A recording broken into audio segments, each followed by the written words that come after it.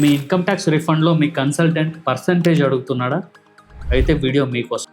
Last week ఒక ఇద్దరు salaried employees మా ఆఫీస్కి వచ్చారు. వాళ్ళిద్దరు మాట్లాడుకుంటూ, సార్ నా ఫ్రెండ్కి వాళ్ళ కన్సల్టెంట్ ఐటీఆర్ ఫైల్ చేశాడు, మాకు TDS 2,50,000 డిడక్ట్ అయింది, ఇద్దరిది సేమ్ TDS డిడక్ట్ అయింది, సేమ్ కంపెనీ సేమ్ CTC అని చెప్పారు. బట్ వాళ్ళ కన్సల్టెంట్ ఏంటంటే 20% కమిషన్ తోటి 2 lakhs రిటర్న్ ఫైల్ చేశారా అని నేను అడిగాను. Yes sir, already return file, 2 lakh refund కూడా అప్లై చేశాము, ఐటీఆర్ అక్నాలజ్మెంట్ కూడా చూపించారు.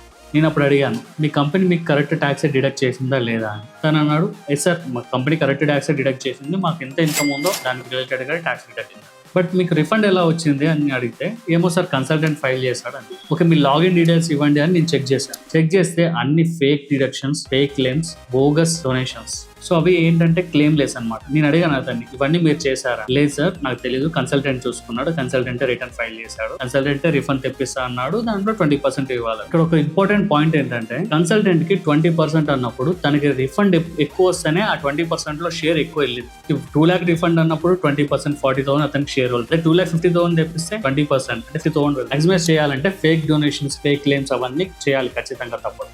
సో ఇక్కడ ఏంటంటే అల్టిమేట్ రెస్పాన్సిబిలిటీ అసెస్సీ మీద ఉంటుంది, అంటే మీ మీద ఉంటుంది, కన్సల్టెంట్ మీద ఉండదు. ఎప్పుడైనా ఫ్యూచర్లో ఇన్కమ్ ట్యాక్స్ డిపార్ట్మెంట్ నుంచి నోటీస్ వస్తే ఖచ్చితంగా మీరు responsible notice.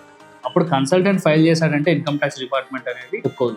So ultimate responsibility మీ మీద ఉంటుంది. ఈ రోజుల్లో ఏ టూల్స్ మీరు నేనే వాడుతున్నాం, అట్లాంటిది ఇన్కమ్ ట్యాక్స్ డిపార్ట్మెంట్ యూజ్ చేయదనుకుంటున్నాను. సో ఏ టూల్స్ అనేది income tax department already deploy చేసింది. ఎవరైతే ఫేక్ డిడక్షన్స్, ఫేక్ డొనేషన్స్ ఇవన్నీ క్లెయిమ్స్ పెడతారో వాళ్ళకి ఖచ్చితంగా నోటీస్ వెళ్తుంది. ఫ్యూచర్ లో మీ కన్సల్టెంట్ ఇట్లా ఫైల్ చేసినాడు అని చెప్పేసి చెప్తే ఇన్కమ్ ట్యాక్స్ డిపార్ట్మెంట్ అనేది ఒప్పుకోదు. రిఫండ్ వస్తుంది, రిఫండ్ వచ్చిన తర్వాత మీకు ఇన్కమ్ ట్యాక్స్ డిపార్ట్మెంట్ నుంచి నోటీస్ వస్తే కన్సల్టెంట్ ఫోన్ లిఫ్ట్ చేయడు, ఎందుకంటే తనకు తెలుసు ఆల్రెడీ ఫేక్ డిడక్షన్స్ క్లెయిమ్ చేసాం మనం, సో ఇతనికి ఖచ్చితంగా నోటీస్ వస్తుంది, అందుకే కాల్ చేశాడు. So he's not rich. అప్పుడు మీరు ఎంతైతే రిఫండ్ తీసుకున్నారో దానికి 200% పే చేయాల్సిన అవకాశం. రిఫండ్ అంటే మంచి ఫైలింగ్ కాదు, correct income declaration, correct deductions declaration అన్ని ఉంటేనే కరెక్ట్ ITR అని కరెక్ట్ ప్రాసెస్.